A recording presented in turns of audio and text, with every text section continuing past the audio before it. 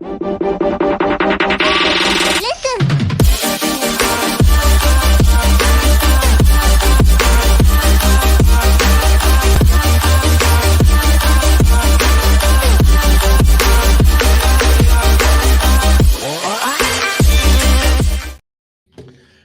everyone, and welcome to quite an eventful last hour and a half news of Sorry in Advance Radio.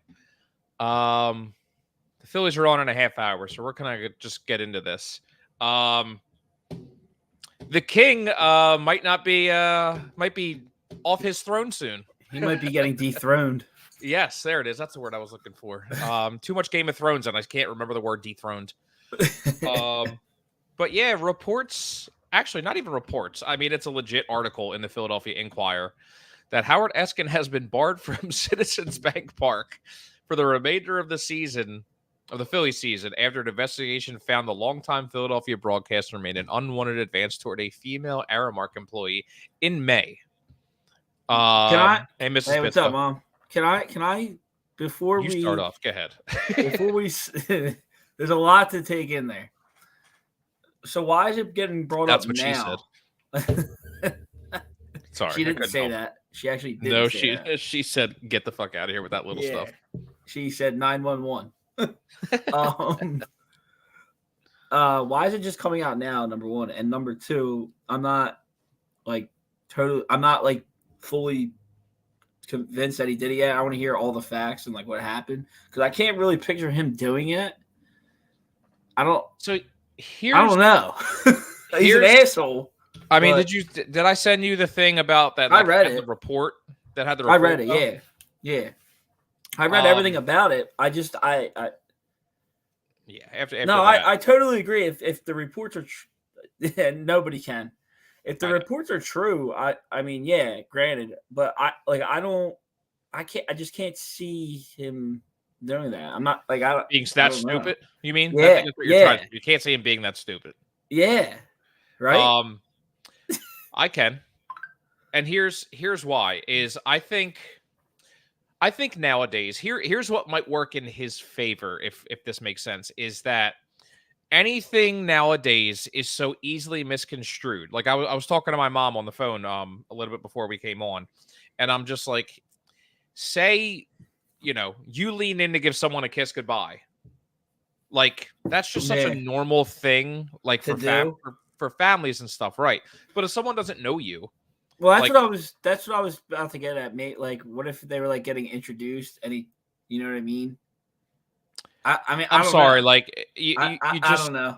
If it's a fucking stranger, you ain't doing it, dude. You're not like. You don't like shake hands with everybody and be like, "Oh, you're hot." Then you lean in and be like, "I just don't know." I mean, if it's true, I don't know how he stays on the air. Well, see, that's the thing that really kind of pissed me off. He's staying on the air. Well, he's never been off the air. I think that's the thing that annoyed me the most is them saying, "Oh, like they heard about this in May. They did an investigation," and I'm just like, any normal person in the world is like immediately suspended pending investigation. This dude constantly came on the air all the time, even showed up to the goddamn studio in a Celtics jacket. Like, I wonder, like they didn't suspend him because nobody listens to a show on Saturday mornings. The same 5 people. I swear to God, every time I turn around, I feel like I hear the same guy calling each Saturday morning. But I don't even listen to it. It's the one guy who's a Cowboys fan always calls. I can't listen to him. It's awful. It's just nothing but negativity. Like, you want to listen to that and be negative? That's great if that's for you. But oh my God. I feel like so. I mean, the last thing we'll say, and then we'll move on because there's other more important things to talk about. Is that I couldn't help but look at his Twitter. He hasn't tweeted in 3 days. And that is with the Sixers signing Paul George and Tyrese Maxey, Andre Drummond. He hasn't even been on the radio since I think Thursday. So they knew this was coming. Oh yeah, they knew it was coming. There's more important things to talk about here. So moving on to something Scott is more of a expert in than I am, is the Sixers. Like I just kind of said, signing Paul George for 4 years. 212? Yeah, 4 years, 212, and they also signed Maxey to 5 years, 204. 204, yeah. Which like I said, you're more the basketball person than I am. You're signing a 34-year-old to 4 years to a max deal. Listen, He's still okay. There's nothing you can tell me without ever watching a fucking basketball game that I could be like, well, I could already assume he's better than Tobias Harris because that's everything I keep reading is, well, he can score 4 points a game, which is more than Tobias Harris. What they really needed in that playoff game was 4 points. Yeah. No, it was a great signing. I mean, this is what they wanted to do all along, right? Like they wanted to wait for that extra year. Remember, like last year, they just pretty much coasted. Yeah. It actually almost turned out pretty well if Embiid didn't get hurt. I mean, they were top in the league. How often have we said that? Yeah. No, but isn't it? Yeah, I love the Maxey signing now. I think it's crazy. Your Windows now, so yeah. It's a very unsettling feeling to me because, like, number one, this is the first time in a while that like a free agent all-star has actually switched teams, like via free agency. Number one. Yeah. Number two, especially a player leaving LA to come to Philly. Like, right, dude, seriously. Like I couldn't believe when he opted out, when I got the alert that he opted out, I was like, he's coming here. I was like, I mean, it was so quick too. Like, well, the Warriors, the Warriors wanted him. Yeah. So I mean, it would have been a sign and trade, but it's unsettling to me because everything is aligning perfectly for the Sixers. Yeah. Like they got their guy. They re-signed Oubre, which was great. They got a backup center, which they badly needed. I mean, love that they brought Drummond back. Yes, it'll be interesting to see what they do going forward. I mean, hopefully, I just don't want them to do what they normally do. I don't want Moore to sit on his hands and fucking wait to shape out the roster at the deadline, and then you're scrambling. Yeah, like when you're missing that one piece.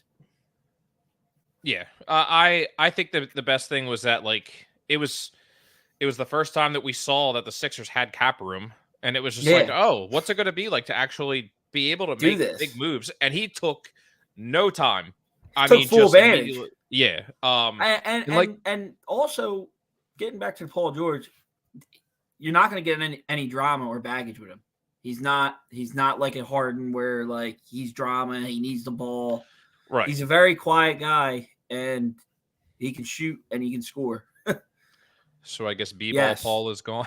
Yeah, he's either going to get traded or waived. Save some money. Yeah. So, and because I saw too, I was kind of surprised Klay Thompson got left at Warriors too. Yeah, they didn't want to pay him, and he's kind of on the downside. He's coming off 2 ACLs and Achilles. It's just, I mean, I feel bad. I mean, he definitely should be a Hall of Famer. Yeah, I mean, like it's like you said, it's nice to get the player that is just like, I mean, no one's gonna deny that. Like, you knew what Jesus Christ, what the hell was his name? Harden was gonna be. Like, everybody knew when you signed him, but we all tried we all tried to justify it. It was just like, oh, the talent though. Like, is it worth it? Yeah, we were trying to change the narrative because we thought like with Embiid here, maybe he could kind of like control the situation. Yeah, but it also, he doesn't really do it. He doesn't really help in that category. No, like the Harden thing reminded me of T.O. a lot. Like you knew he was drama. You knew what you were doing, but it was worth it. Yeah, trust me. I mean, well, the Harden thing wasn't worth it. In the comparison is just fucking that. There was, I'm not comparing that skill set. Like Terrell Owens, I mean, like comparison is a hell of a lot better. I mean, but would you? Let me ask you: would you, if you could do it again, would you do that trade for Simmons for Harden again? Oh, just to get rid of Simmons, yeah. Knowing what you are getting from Harden now? Yes, because you're getting somebody that's actually playing. Yeah. I mean, I guess. I mean, I was just shocked that the Clippers actually they paid Harden $50 million. I'm like, okay, that's surprising. Yeah. But I mean, yeah. Anything to get rid of fucking Ben Simmons. Like I didn't want him here anymore. Huh? People want back now. I just saw that. I saw that on Twitter where like that there's polls, and I'm like, why is this a thing? What are you? I mean, what are you people it would talking be about? it would be hilarious. Why? Because the typical post is coming out from his agent, like, oh man, Simmons is back. You know, he's working hard, and I'm like, oh, it must be July. Season's right around the corner. Ben Simmons is working out again. Yeah. Hey Don, how are you? But yeah, it was a good 24 hours for the Sixers. Yeah, and I think that puts them a little bit past the Knicks. Well, that's the thing. It's like I saw all the people like as soon as they signed Paul George, people are just like, "Oh, Knicks in 4," and I'm like, "Dude, like, we got the best player in the world, right? Like, and we have that. I mean, that whole entire top 5 point guard. Yeah, I mean that you have Embiid, George, and fucking Maxey on the court, and you literally think about it. You literally have the top 3 small forward / power forward in the league behind LeBron and Durant. Yeah. I mean, like, what more can you ask for? Yeah, I did, Donna. I mean, what more could you ask for? I agree. It's gonna be fun. I mean, I forget who it was. I went like listening to stuff, and they were just like, if you can get your typical 60, 65 games out of Embiid, and I'm like, when the fuck does Embiid play 65 games? I mean, he played 65. Obviously not last year, but the last 2 years after that, before that he did. I mean, it's all going to come down to that. Yeah, and if Paul George is healthy too. Yeah, I mean, Embiid, you already know he doesn't play back to backs. No, he will though if they're like 2 big games. I'm sure, but I'm just saying, like normally. Yeah, but you know what though? You don't really with Paul George though. You don't really need. You're not going to need him to play back-to-back games. I mean, true. This is probably the best scorer that they've got. I mean, granted, we got Harden, but like he was not really in his prime. Yeah, you know what I mean. So his like shooting kind of fell off. Paul George is a really good shooter. Well, Harden was always, chomping down on wings from the strip clubs and stuff. So yeah, but no, it was a good first day of free agency. Yeah. So who else? Eric Gordon, I saw too. Kelly Oubre Jr., Andre Drummond.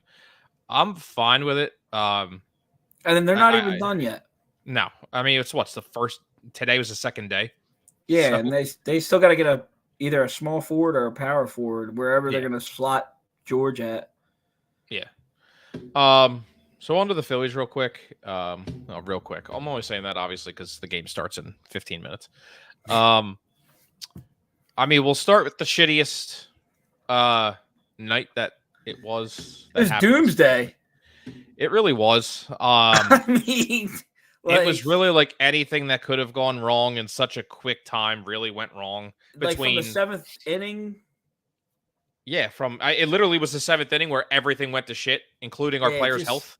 Yeah, it with like a snap of a finger. It was like, all right, now we don't have Harper or Schwarber. Yeah. I mean, and Strom comes out and just has a really shitty inning. Yeah, and then happen. Yeah, and then he did it again. And they did it again the next night, or the I think it was a couple nights after that. It was Sunday. Was it Sunday? Yeah, it was Saturday because they lost. I think they lost again because I don't know. I have everything here. I think because I remember Sunday they scored like 4 runs in like the 6th or 7th inning. No, it wasn't Sunday because he didn't pitch Sunday. So it was Saturday. Okay, well then bullpen imploded again on Sunday because I remember that. Yeah, I was gonna say it wasn't Friday because Sanchez threw a complete game. Anyway, yeah. So the first game was on Thursday. Phillies lost 7-4, even though having a 3-run lead going into the 7th, and all hell broke loose because Kyle Schwarber pulled his groin. It was just like it was kind of like insane because like that happened and you're like, oh shit. Yeah, I mean, I know I had this kind of on the list. It's just like, did the injury look worse on TV because like Harper came out and said he's like, I've never felt something like that before because he's never had that injury before. Like, are you talking about for both injuries? Well, like Harper for now. Well, yeah, I mean, yeah, it did because he like he said he never experienced anything like that. I mean, and anytime with a hamstring, you got to be careful. Right. Obviously, I mean, you see Turner's not even running at full speed yet from his hamstring. No, but I mean, you look at Turner, then you look at Marsh. Marsh came back within like 10, 11 days. I mean, right. So maybe Harper comes back then. He just takes it easy on the bases. I know that's really hard to ask him to do. Seriously. Just bump up the power. That's all. It just just watching it, I was just like, oh man. I was like, this kind of sucks. And then I was like, okay, we have an 8-game lead. It's not like we're hanging on by a thread. Yeah, it just sucks because the schedule is so brutal now. Yeah. But again, I think that the best thing too is you're going right now against a Cubs team that's struggling. I mean, Justin Steele looked like he was ready to kill everyone in the dugout the other day when he was screaming at him. I saw that. The thing with the Cubs though, we don't really have the best record at Wrigley. No. I feel like every time we play there's always a weird game. There's always a weird game. Every time watching them at Wrigley. I remember, I think it was 07 or 08 they were at Wrigley. They had like a 4-run lead. Or they were down 4, then they had a 4-run lead.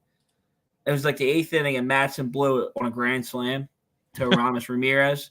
And I was like, yeah, I'm going to bed. I was like, and then they had the no-hitter. We had the no-hitter. Thanks to I'm not even going to say his name. What was a couple years after that? Didn't we have Brad? What was it? Brad Miller hit 3 homers there. Yes. And I'm pretty sure Marsh hit 2 last year. Did he really? I believe it.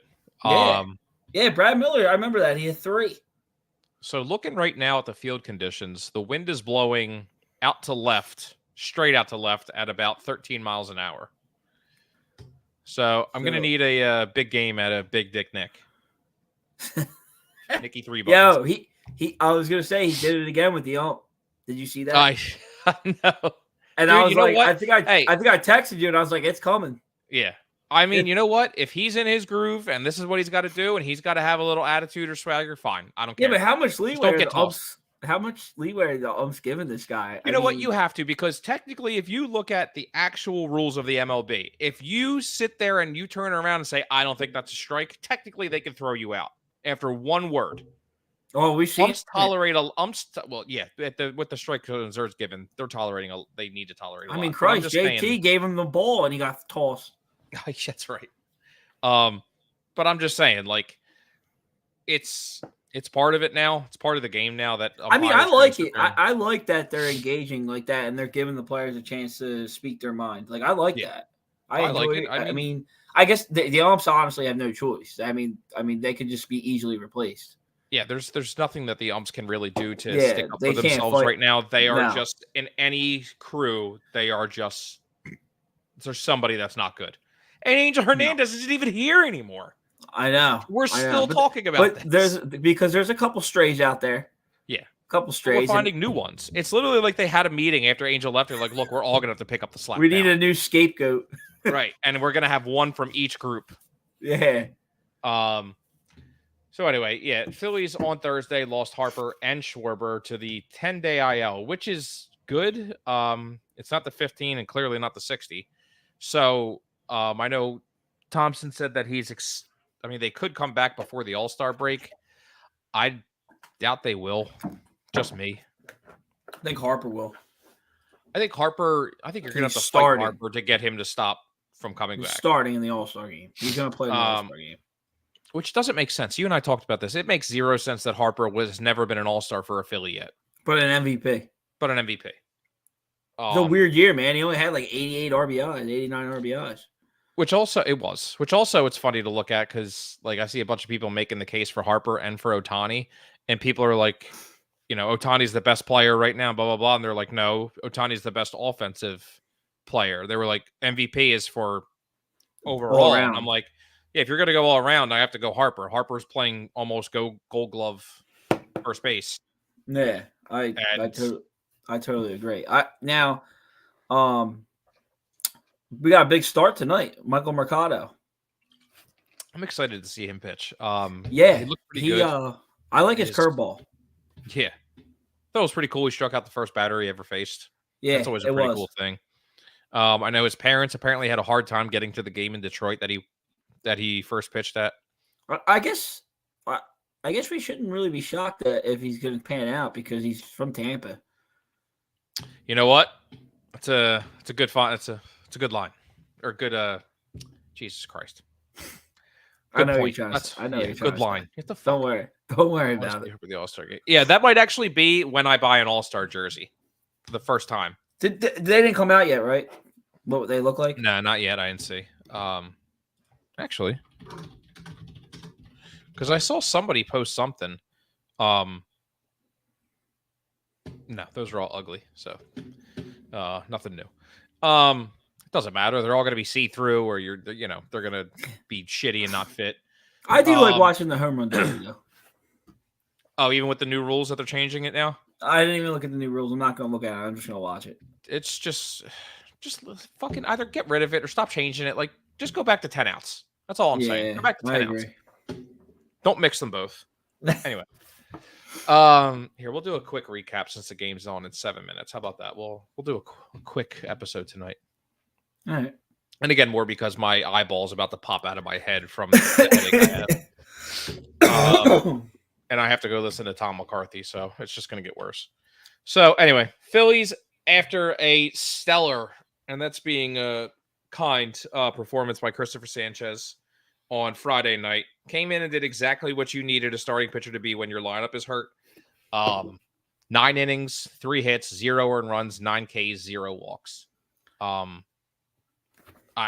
There was, I don't know. That was exactly. Can't really say anything else besides wonderful job. Stud. Stott, ironically, out of the leadoff spot, had 0 hits but 2 RBIs, and they won 2-0. Yeah. Excuse me. And unfortunately, they had whatever. They had to bring Rojas up, which I don't understand. Just me. I don't understand why they brought him up. I don't know. We're not talking about him. No. Did you get that video from the Yankees? I sent it to you on Facebook. I'll be honest. I didn't even look. I haven't been on my Sorry in Advance Facebook very much, so I apologize. I will look. When I get a headache, I've been getting them for like 2-3 days, and I just can't. Yeah, I feel you. Third game. Phillies had a lead again. Blew it in the 7th, which sucks because Nola got the loss. But Strom, he pitched well. He did. He looked very good. He had 9 strikeouts, 6 hits, 3 earned runs, and gave up his usual one home run. And then I think Sunday was crazy game. It was fun to watch around the 6th because we were getting our asses handed to us. When I turned it off. Yeah. I turned it off, and then I kept checking periodically. One thing that didn't make sense to me, and me and Ryan said the same thing, I don't understand how Ranger Suarez had 6 earned runs, but there were 5 errors. Yeah, those numbers don't add up. No, and I think it'll get changed because I saw the same thing, and I was like, no. I think I said this to you. I don't know, but I was just like, it shouldn't take 2 weeks in a committee to fix an error. You did say that, yeah. Yeah, it shouldn't. It should be, hey, you're watching the game. You write down if it's an error or a hit. The guy next to you, who's probably making more than me and you combined, can go back and look at the video for about 1 minute and be like, nah, just kidding. It was wrong. Yeah. There's no reason. You have to pay people, probably old players, millions of dollars probably to be like, no. Anyway, so Phillies with a giant comeback. They were losing 6-2 in the 5th. Got a run, got 2 more runs, got 2 more runs in the 6th and 7th. And then the bullpen really did their job. Suarez didn't look great. I didn't look terrible, but just didn't. He's looked off a little bit last. Yeah. It's ever since we came back from London, man. Yeah, And his family's there. I'm not blaming them. I'm just like, I wonder Yeah. if that has anything to do with it. Or his family's here now. Sir Anthony got the win. Soto did not give up a hit, and he had 2 strikeouts. And then Hoffman came in and just slammed the friggin' door shut. Yeah, he did. I love Jeff Hoffman. I really Yep. do. Yep. And I think one person that we can all say, holy shit, is Nick Castellanos in the last Couple month. weeks. Yeah. He's been on a nice little tear. I like it. Can't complain. He's definitely got to step up now. I mean, that's what I was going to say. I mean, you're going to need Turner to step up, Bohm to step up, and Castellanos. And that game specifically, I mean, they both did. Turner went 3 for 5 with 2 RBIs. Still struck out twice, but I don't give a shit. Yeah. Bohm went 2 for 5. Marsh went 2 for 4 out of the 4 hole. Castellanos went 4 for 5 with 3 RBIs. Like, your RBIs were Castellanos, Bohm, and Turner. And you had a run scored out of everybody except Castellanos and Clemens. Yeah. But it didn't matter because Castellanos drove them all in. So I think it was a great game to watch, just like for comeback purposes, but it was aggravating to watch for 5 innings. Oh, yeah. Without a doubt.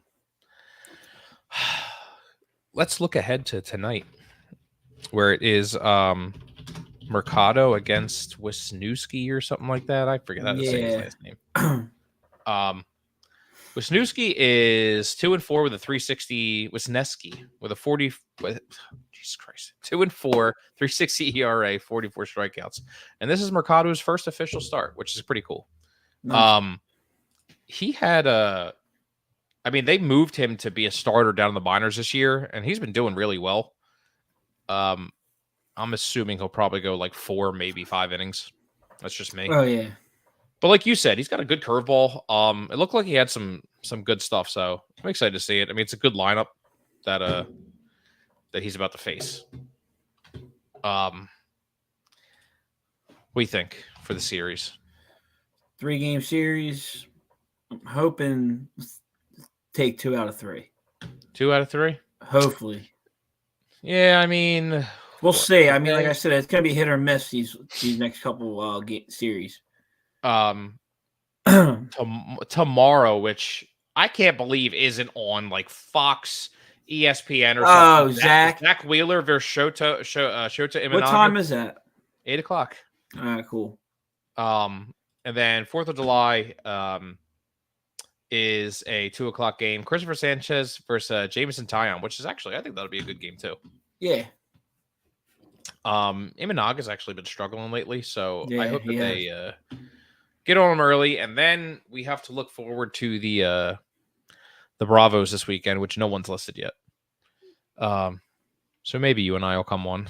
I don't know what kind of shape you're going to be in, or I'm going to be in 4th of July. So to do one that night. So it should be eventful. I think Phillies do take 2 out of 3. I think they need to take 2 out of 3. And let me see. Get some more confidence. Yeah, especially with this. I mean, it'll make the fans feel a lot better too, especially not just because they're winning, but you can see what you're doing. Like the Phillies, you knew probably weren't going to score a lot of runs without Harper or Castellanos. Yeah, we knew that. But you really just hope that you can see what this team is made of from your bench players. Sosa's been doing very well. Hope he can continue it. And really just see, I mean, the best thing is that the Braves are playing the Giants. And the Giants are throwing out some good pitching against them. Nice. So you can hope that the Giants beat the Braves at least 2 games. Oh, yeah. Try and help us a little bit.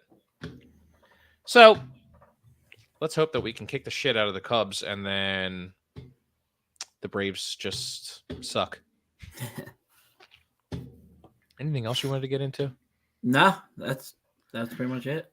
I know we had trade rumors, but do that for Tuesday. We'll do that for the next time that we're awake. What did it say? Someone in the group said we took 2 out of 3, even though we split. I don't. Yeah, I I don't know.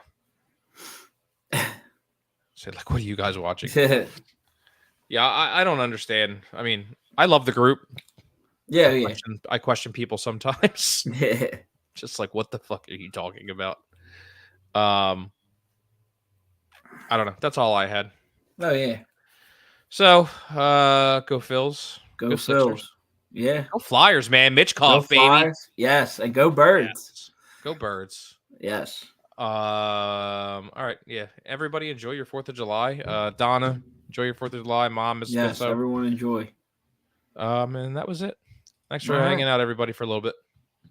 Peace. Peace. Listen.